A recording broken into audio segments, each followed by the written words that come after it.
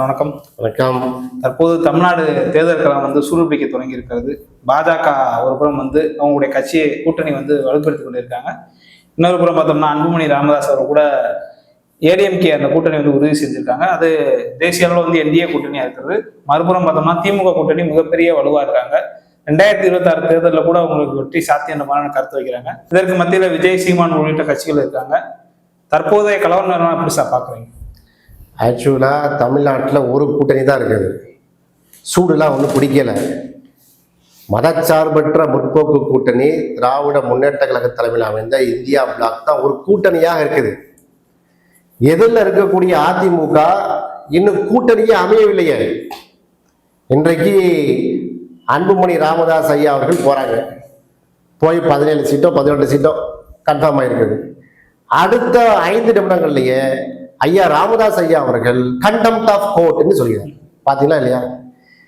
என்னுடைய கட்சி, நான் உருவாக்கிய கட்சி, நான் உருவாக்கிய பாட்டாளி மக்கள் கட்சியை எவையா சொந்தம் கொண்டாடுறது? அன்புமணியை என்ன செய்து விட்டேன், கட்சி விட்டு நான் நீக்கிட்டேன் என்று அவன் இவன் என்று ஒருமையில் பேசியதை பார்த்தீர்கள். இந்த லட்சணத்தில் தான் அதிமுக கூட்டணி இருக்கிறது. ஒன்று. சரி, ஏற்கனவே பாட்டாளி மக்கள் கட்சி எங்க இருந்தது? என்டிஏக்குள்ளதான் இருந்துச்சு. அப்ப என்டிஏ கூட்டணியில் இருந்தால் ஏன் திரும்ப அந்த கூட்டணிக்குள்ளேயே போக வேண்டும்? என்டிஏ கூட்டணியில் தான் தலைமை வகிக்கிறது அதிமுக என்று எடப்பாடியார் சொல்கிறார். அந்த எடப்பாடியார்கிட்ட போய் ஏன் திரும்ப போய் சேரணும்? இது 2வது கேள்வி. சரி, சேர்ந்ததாக ஒழுங்கா இருக்கான்னு பார்த்தா இப்ப ராமதாஸ் ஐயாவும் பேச வேண்டிய சிச்சுவேஷன் இருக்கிறது என்று வேற மாதிரி செய்திகள்லாம் வெளியே வருகிறது. ஆக கூட்டணியாக இல்லை. இது அதிமுக பிரதான எதிர்க்கட்சி நிலை. அடுத்து பார்த்தீங்கன்னா நீங்க கேட்ட பாஜக, அவங்க எந்த பக்கம் போறாங்கன்னே தெரிய மாட்டேங்குது. எடப்பாடியாரை கூட்டு அழைத்து வைத்துக் கொண்டு 56 சீட்டு வேணும், 3 அமைச்சர் வேணும் என்று சொல்கிறார்கள். என்ன அர்த்தம்? அதுக்கு ஆட்சியிலையும் பங்கு, அதிகாரத்திலும் பங்குன்னு அர்த்தம். அப்ப இதை எடப்பாடியார் அங்க போய் நின்று கொண்டு எடப்பாடி பழனிசாமி அவர்கள் வெளியில என்ன செய்யறாரு? வீரவாசம் பேட்டி கொடுக்கிறார். ஓபிஎஸ்ஐ சேர்த்துக்கொள்ள மாட்டோம், சசிகலாவை கட்சியில சேர்த்துக்கொள்ள மாட்டோம் என்று பத்திரிகையாளர்கள் பேட்டி கொடுக்கிறார். தினகரனை சேர்ப்பீங்களா? பதில் வரமாட்டிருக்கு. தினகரனை சேர்ப்பீங்களா கேட்டதுக்கு பதில் வரவில்லை. சரியான பதில், மலுப்பான பதில். ஆக இந்த அளவுக்கு ஒரு கொள்கை குழப்பம் உள்ள கூட்டணியாக இருக்கிறது அதிமுக கூட்டணி. அதான் சொன்னேன், ஒரு கூட்டணி தான் இருக்கு. மதச்சார்பற்ற முற்போக்கு கூட்டணி திமுக தலைமையில மிகச் சிறப்பாக இருக்கிறது, வலுவாக இருக்கிறது. எங்கள் கட்சி விடுதலை சிறுத்தைகள் கட்சி, அதுக்கு நாங்கள் அச்சாணியாக இருக்கிறோம், கேடயமாக இருக்கிறோம். திமுக, காங்கிரஸ், கம்யூனிஸ்ட், விடுதலை சிறுத்தைகள் கட்சி, மனிதநேய மக்கள் கட்சி, முஸ்லீம் லீக், மதிமுக எல்லாம் ஒரு பெல்ட்ல ஒரு அணியில நாங்க இருக்கிறோம். இல்ல, அப்படி நம்ம சொல்ல முடியாது. ஆட்சி அதிகார பங்குன்னு சொல்லி திரும்பி இந்த கூட்டணிக்குள்ள சலசலப்பு ஏற்பட்டிருக்குல்ல. என்ன சலசலப்பு வந்திருக்கிறது? சலசலப்பை விரும்புகிறார்கள். நீங்க சொல்ல சலசலப்பு காங்கிரஸ் சொல்றீங்க. அதுக்கு இன்றைக்கு எங்களுடைய தலைவர் எழுச்சி தமிழர் அவர்கள் தெளிவா பதில் சொன்னாரா இல்லையா? இதே கேள்வியை இன்றைக்கு காலையில பத்திரிகையாளர்கள் கேட்கிறாங்க எங்க தலைவர் திருமாவளவன். காங்கிரஸ் கட்சியை பொறுத்தவரையில இந்தியாவை 60 ஆண்டு காலம் 70 ஆண்டு காலம் ஆண்ட கட்சி, 50 அரை நூற்றாண்டை தாண்டி ஆண்ட கட்சி. எனவே அந்த கட்சியில அபரிமிதமான ஜனநாயகம் இருக்கிறது, அபரிமிதமான சுதந்திரம் உள்ள கட்சி காங்கிரஸ் கட்சி. இங்குள்ள தலைவர்கள்லாம் அவங்களுடைய கருத்துக்களை எல்லாம் சொல்லுவார்கள், முரண்பாடுகள்லாம் வெளியே தெரியும். இறுதியில டெல்லியிலிருந்து காங்கிரஸ் கட்சியுடைய தலைவர் இங்க பேசும்போது, குறிப்பா ராகுல் காந்தி மாதிரி மூத்த தலைவர் பேசும்போது, அவர்கள் ஒரு முடிவை எடுக்கும்போது எல்லாம் அமைதியாயிடுவாங்க. இதுதான் காங்கிரஸ் கட்சி நடைமுறையா இருக்குது. அதனால இங்க காங்கிரஸ் பேசக்கூடிய விஷயங்கள்லாம் கூட்டணியில எந்த சலசலப்பும் ஏற்படுத்தவில்லை என்பதை தெளிவாக சொல்லியிருக்கிறார். ஆக இந்த 2 கூட்டணியில பாத்தீங்கன்னா அங்க எதிர்கட்சி இருக்கக்கூடிய அதிமுக கூட்டணியே முடிவாகவில்லை. இங்க கூட்டணி சிறப்பா இருக்கு. அதான் சலசலப்பு என்றெல்லாம் சொல்கிறார்கள். சீமான் கட்சியோ, நாம் தமிழர் கட்சியோ, விஜய் கட்சியோ அதுக்கு என்ன செய்ய முடியல. ஒரு திமுக கூட்டணிக்கு எதிர் கூட்டணி என்று சொல்லக்கூடிய அளவுக்கு என்ன செய்யல. அவங்க இல்ல.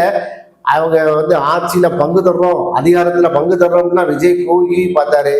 யாருமே அங்க போற மாதிரி தெரியல.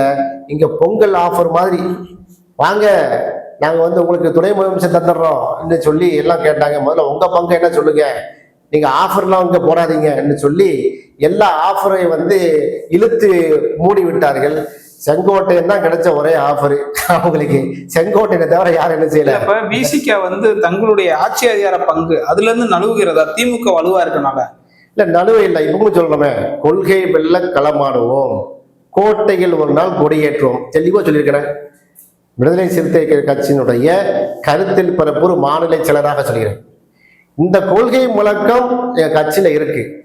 2026 ஆட்சியில பங்கு வேணும், அதிகாரத்துல பங்கு வேணும் என்ற கோரிக்கை நாங்க இப்ப எழுப்பல.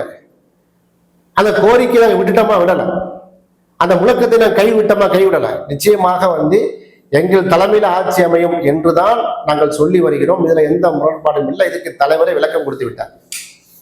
ஓகே, இப்ப இது ஒரு புறம் இருந்தாலும் பாஜக தமிழ்நாட்டில் எப்படிங்க சார் இருக்கு? அது இப்போ அசுர பலத்துல வளர்ந்துருக்கோம் அப்படின்ற மாதிரியான பல்வேறு கருத்துக்கள் கூட இருக்கிறது. அண்ணாமலை அவர் கூட சமீபத்துல அமித்ஷா வந்து எல்லா கிராமங்களுக்கும் சென்று விட்டார்ன்ற மாதிரி ஒரு கருத்தை கூட வைக்கிறாரு. இப்படிதான் வந்து அண்ணாமலை சொன்னார். 2024 நாடாளுமன்ற தேர்தலில் 40க்கு 40 நாங்க ஜெயிப்போம், 40 தொகுதிகளிலும் திமுக வந்து என்ன செய்யும், தோல்வி அடையும் சொன்னாரு. அதற்கு ஒருபடி மேல போய் அங்க கோயம்புத்தூருக்கும் திருநெல்வேலிக்கும் மதுரைக்கும் வந்த முக்கியமான பாஜக தலைவர்கள், குறிப்பா பிரதமர் மோடி கோவைக்கு வந்து என்ன சொன்னாரு, 2024 நாடாளுமன்ற தேர்தலுக்கு பிறகு திமுக ஆட்சியில் இருக்காது, திமுகங்கிற கட்சியே இருக்காது என்று சொன்னார். பயங்கரமா பில்டப் கொடுத்தாங்க. கடைசியில் ரிசல்ட் என்னாச்சு, 40க்கு 40 வந்து அண்ணாமலை சொன்ன மாதிரி ஜெயிச்சாங்க. ஆனா அண்ணாமலை கட்சி ஜெயிக்கல, திமுக கூட்டணி ஜெயிச்சிச்சு. இந்தியா கூட்டணி தான் 39க்கு 39 சீட்டுங்க எடுத்தது. பாண்டிச்சேரியும் சேர்த்து 40க்கு 40 எடுத்தார்கள். அவங்க ஏதாவது சும்மா பில்டப் கொண்டு என்ன செய்வாங்க சொல்லி கொண்டிருப்பார்கள். இந்த அமித்ஷா நேற்று வந்தார பாத்தீங்களா இல்லையா? மாநில தலைவராக இருக்கக்கூடிய எங்க மாமா நயினார் நாகேந்திரன் வந்து பேசிட்டு இருக்கும் போதே சோட நிப்பாட்டுப்பா, டிரான்ஸ்லேட்டருக்கு நான் பேச போறேங்கிறாரு. உள்துறை அமைச்சர், மூத்த தலைவர் தமிழ்நாட்டுக்கு வந்திருக்கிறாரு. தமிழ்நாட்டுடைய பாஜக தலைவர் வந்து மைக்கில் பேசிட்டு இருக்கும்போது, நயினார் நாகேந்திரன் அவர் பேசிக்கொண்டிருக்கும் போதே அவரை இன்சல்ட் பண்றாரு, அவர் நோஸ்கட் பண்றாரு. இத்தனாயிரம் பேரை கூட்டி வைத்துக் கொண்டு டெலிவிஷன்ல வந்து பல லட்சம் ரூபாய் கொடுத்து பல கோடி ரூபாய் இன்வெஸ்ட்மெண்ட் பண்ணி எல்லா தொலைக்காட்சியும் லைவ் பண்ணப்பட்டு கொண்டு இருக்கும் போதே அமித்ஷா சொல்கிறார், நயினார் நாகேந்திரன் நீ ஒதுக்குப்பா, தூண்டணுப்பா, டிரான்ஸ்லேட்டர் கூடுப்பா, நான் பேசுறேன்ப்பா என்று சொல்லக்கூடிய அளவுக்கு நீங்க பாத்தீங்களா இல்லையா? இந்த அடிப்படையில் போயிருக்காரு. அண்ணாமலை கரெக்டா சொல்லியிருக்காரு. இந்த காட்சி ஒவ்வொரு கிராமமா என்ன செஞ்சு தமிழ்நாட்டில் போயிருக்கிறது. பாஜக வந்து தன்னுடைய தலைவர்களையே என்ன செய்யும், மதிப்பு அளிக்காது என்பதை தெளிவா சொல்லியிருக்காரு. அதுல ஒருபடி மேல போய் மோடியுடைய ஆட்சி நாங்க என்ன செய்வோம் கொண்டு வருவோங்கிறாரு. அதுக்கு கரெக்டா எதிர்வினையாற்றிருக்கிறார் யாரு, எடப்பாடியார். அமித்ஷா அவர்கள் நேற்று தமிழ்நாட்டிற்கு வந்து 2026 மோடி சர்க்கார், மோடியுடைய ஆட்சியை தமிழ்நாட்டில் வந்து என்ன செய்வோம் நாங்கள் வந்து நிலைநாட்டுவோம் என்று சொல்லி அடுத்த 10வது எடப்பாடி பழனிசாமி அவர்கள் தமிழ்நாட்டில் எங்க கூட்டணிக்கு தலைமை நாங்க தான், அதிமுக தான் வந்து என்ன செய்யும் ஆட்சி அமைக்கிறாரு. 2 பேரும் ஆட்சி அமைக்க போறது இல்லை, அது வேற விஷயம். மீண்டும் திராவிட மாடல் 2.0 நடக்கும். திராவிட மாடல் 2.0 மீண்டும் தளபதி ஸ்டாலின் அவர்கள் தான் முதலமைச்சர், இதுல மாற்று கருத்து இல்லை. அதனால இந்த காட்சிகள் எல்லாம் அவங்க சொன்ன மாதிரி, அண்ணாமலை சொன்ன மாதிரி எல்லா கிராமங்களுக்கும் சென்றிருக்கிறது. மக்கள் பார்த்து கைகூட்டி சிரித்தார்கள். இதுல முக்கியமா பார்த்தோம்னா 2024 அந்த நாடாளுமன்ற தேர்தலில் அதிமுக வந்து தனித்து போட்டியிருந்தாங்க. இந்த முறை சேர்ந்திருப்பது வந்து பாஜகவுக்கு கூடுதல் பலம் கிடைக்கும். எதுல சேர்ந்திருக்கிறது? இந்த கூட்டணி வச்சிருக்காங்கல்ல. நான் கேட்கிறேன், பாஜக பாசிச சித்தாந்தம் உடையது. இதுவரை பிஜேபி கூட்டணி அமைத்துள்ள பிராந்திய கட்சிகள், மாநில கட்சிகள்லாம் சும்மா விட்டுச்சா? விட்டது கிடையாது. நான் ஒரு லிஸ்டே சொல்ல முடியும். சிபு சோரன் கட்சி என்ன ஆச்சு? ஆன்டியா போயிட்டாங்க. அதாவது சிவசேனா கட்சி 2 துண்டா பிரிச்சாங்க. ஜனதாதள் யுனைடெட் நிதிஷ்குமார் கட்சி என்ன செஞ்சாங்க? பலவீனப்படுத்தினாங்க. ஒரிசால நவீன் பட்நாயக் முன்னாள் கூட்டாளி தான் எதிர்கட்சியா மாறிட்டாங்க. இதெல்லாம் வந்து ஒரு வார்த்தையில சொல்லிட்டு போறேன், எதிர்கட்சியா மாறிட்டாங்க, பலவித்தாங்க. இதுல வந்து பல அரசியலை செய்து அந்த கட்சியினுடைய முதுகலை ஏறி சவாரி பண்ணி இன்றைக்கு அந்தந்த மாநிலத்துல வந்து ஆட்சியில் இருக்கிறது எது? பாஜக. இன்றைக்கு சிவசேனாவை 2ஆ உடைத்து உத்தவ் தாக்கரே, ராஜ் தாக்கரே அப்படின்னு ஆக்குறாங்க. அதுல ஏக்நாத் சிண்டையை உருவாக்கி ஆட்சியை கைப்பற்றினாங்க. பார்த்தோமா இல்லையா? சரத்பவாருடைய கட்சி மகனை கையில் எடுத்து, அஜித் பவாரை கையில் எடுத்து ஊழல் குற்றச்சாட்டு சொல்லி நெருக்கடி கொடுத்து அவரை கையில் எடுத்து அவங்க மேல சவாரி செய்கிறார்கள். அது போல பீகார்ல எடுத்துக்கிட்டா நிதிஷ்குமார், பீகாரை எடுத்துக்கொண்டால் நிதிஷ்குமார் தோளில் கையை போட்டு அவங்களுடைய கட்சியில முதுகுல சவாரி செய்து இன்னைக்கு நிதிஷ்குமாரை டம்மி பண்ணிட்டாங்க. அங்க பிஜேபி நிதிஷ்குமாரை விட அதிக இடங்களில் வெற்றி பெற்றிருக்கிறது. வெற்றி பெற்ற சமாச்சாரம் வேற, அது உள்ள போன ரொம்ப விஷயங்கள் இருக்குது. அது நவீன் பட்நாயக் ஒரிசால வந்து என்ன பண்ணாங்க, முன்னாள் கூட்டாளியாக இருந்தால் நவீன் பட்நாயக்கு எந்த அளவுக்கு கேவலப்படுத்தினாங்க. ஒரு தமிழ்நாட்டுக்காரர் வந்து ஐஏஎஸ் வைத்திருக்கிறார். பூரி ஜனநாயகனுடைய கோயிலுடைய சாவி தமிழ்நாடு கொள்ளடிக்கப்பட்டிருக்கு. இப்படிலாம் பேசுனாங்களா இல்லையா, கேவலப்படுத்தாங்களா இல்லையா? அதனால பாஜகவுடைய இந்த ட்ராக் ரெக்கார்டு சரியில்லை. இதை சொல்லிக்கிட்டே இருக்கணும். யாருக்கிட்ட? எடப்பாடி பழனிசாமி கிட்ட, அதிமுகவுடைய எச்சரித்து கொண்டே இருக்கணும். இப்ப நீங்க சொல்றீங்க அதிமுகவோட இந்த பாஜக கூட்டணியில் இருந்தால் அரசியல் ரீதியாக அவருக்கு சர்க்கிள் ஒண்ணு, கட்சி ரீதியாக சர்க்கிள், அரசியல் ரீதியாக சர்க்கிள். எப்படி? இங்க சிறுபான்மை மக்கள் நிச்சயம் ஓட்டு போட மாட்டாங்க சார். நீங்க பாத்தீங்கன்னா அரௌண்ட் 15 to 20% இஸ்லாமியர்கள் கிறிஸ்தவனுடைய ஓட்டு வாக்கு இருக்கு.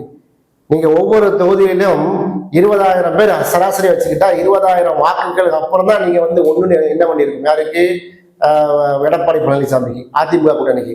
அப்ப மெஜாரிட்டியான தொகுதிகளில் பார்த்தீங்கன்னா 160 தொகுதியை தாண்டி ஈஸியா வெற்றி பெறுமே திமுக கூட்டணி. அப்ப எப்படி வந்து அதாவது பாஜகவோட அதிமுக கூட்டணி வைக்குமையானால் அரசியல் ரீதியாக அவர்களுக்கு வந்து நெகட்டிவா சர்க்கிளா அமையும், அவருடைய கட்சியுடைய சிறத்தன்மையும் குலையும் என்பதுதான் யதார்த்தமான உண்மை. இதுல முக்கியமா இன்றைய தினம் எதிர்கட்சி தலைவர் எடப்பாடி பழனிசாமி வந்து டெல்லியில வந்து அமித்ஷா வந்து சந்திச்சிருக்காங்க. கடந்த ஒரு 2 நாட்களாகவும் வந்து தமிழ்நாட்டில் தான் இருந்தாங்க. அப்போது இந்த சந்திப்பு நிகழ்வுல டெல்லியில சந்திச்சதை நம்ம எப்படி பார்க்கலாம் சார்? அரசியல் களம் சூடு பிடிக்குதா என்னன்னு தெரியலையே. அரசியல் களம் சூடு பிடிக்கிறதா, எடப்பாடி பழனிசாமியுடைய வழக்குகள் சூடு பிடிக்கிறதா, அது வந்து அவர் தான் சொல்ல வேண்டும். ஏன்னா கடைசி டைம்ல வந்து நெருக்கடி கொடுப்பார்கள். ஏன்னா எடப்பாடி பழனிசாமி யார் என்பதை 2024 நாடாளுமன்ற தேர்தலில் வந்து நிச்சயத்தை காட்டினார். கடைசி கட்ட பேச்சுவார்த்தை நடந்து கொண்டே இருக்கும்போது டக்குன்னு கட் பண்ணி வெளியே விட்டார். பாத்தீங்களா இல்லையா? அது போல 2026 எடப்பாடி பழனிசாமி வந்து ஒரு கணக்கை வைத்திருப்பாரோ என்று நான் கருதுகிறேன். என் யூகம் தான். அப்படி அவர் வைத்திருந்தால் அது சரியான ஒரு யூகம் தான், சரியான ஒரு நிலைப்பாடு தான். என்ன? தேர்தல் அறிவிக்கப்பட்ட பிறகு எலெக்ஷன் கமிஷன் ஆஃப் இந்தியா, தேர்தல் ஆணையம் வந்து என்ன செய்யும், தன்னுடைய அதிகாரத்தை கையில் எடுத்துக்கணும். அப்போ வந்து கோர்ட்ல கேஸ் போட்டாலோ சென்ட்ரல் கவர்மெண்டோ ஸ்டேட் கவர்மெண்டோ பவர் இல்லை. தேர்தல் ஆணையம் தான் வந்து முழுமையாக வந்து பவர்ல இருப்பாங்க, அந்த சக்தியில இருப்பாங்க, அதாவது அவங்களுடைய ஆளுமையில இருப்பார்கள். அந்த தேர்தல் அறிவிப்பு வந்த பிறகு இப்ப 56 சீட்டு கேட்கிறாங்களே அமித்ஷா, 3 அமைச்சர்களை கேட்கிறார்கள் இல்லையா, துணை முதல்வர் இவருக்கு தான் கொடுக்க வேண்டும் என்று டிமாண்ட் வைக்கிறார்கள் இல்லையா? இந்த டிமாண்டை சொல்லி கூட்டணியை விட்டு பாஜகவை கலட்டி விடக்கூடிய வாய்ப்புகள் இருப்பதாக தகவல் வருது. ஏன்னா பிஜேபியோடு சேர்ந்து நின்றா இங்க அவுட் ஆயிடுவோம். இதை யூகித்து என்ன செய்யறாங்க, பத்திரிகையாளர்கள் கேள்வியாக கேட்கிறார்கள். கேள்வியாக வந்து எடப்பாடி பழனிசாமி இந்த கேள்வியை கேட்கும் போது அண்ணன் இபிஎஸ் என்ன சொல்கிறார், திமுக வந்து 1997 98 எல்லாம் இல்லையா, 99 இல்லையா கேட்கிறாரு.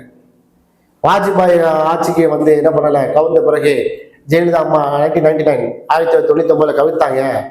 அதுக்கு பிறகு இங்க வந்து காமன் மினிமம் ப்ரோக்ராம் வந்து கலைஞர் பேரில் ஆதரவு கொடுத்தார்கள் இல்லையா, அதை சுட்டி காட்டுகிறார்.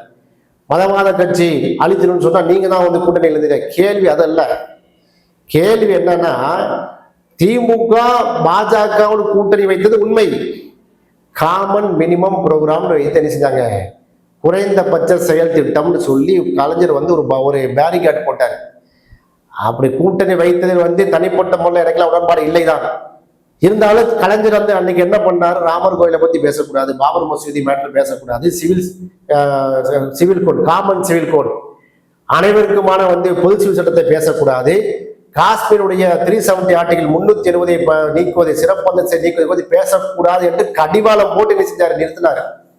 நீங்க அப்படியா நிறுத்திருக்கீங்க? நீங்க போய் அங்க போய் பேசுவதை நடந்து உங்க காலில் விடாத கொலையா அங்க விழுந்து விட்டு இங்க வெளியே வந்து ஆஹா ஓஹோ என்று பேசி என்ன ஆயிட்டது? இப்ப நீங்க கேட்கிற மாதிரி தான், சூடு பிடித்து விட்டது. எது சூடு பிடித்திருக்குது? சூடு பிடித்து நின்று வந்து தரமாட்டப்பா 20 சீட் தான் தருவேன் அப்படின்னு எடப்பாடி பழனிசாமி அங்க வந்து கெத்தா பேசினா அதுல ஒரு அர்த்தம் இருக்கிறது. அமித்ஷா வரும்போது அதிமுக ஆபீஸுக்கு வந்து உட்கார்ந்து பேசினா அதுல அர்த்தம் இருக்கிறது. ஜெயலலிதா அம்மையார் இருக்கும்போது இப்படியா போனாங்க?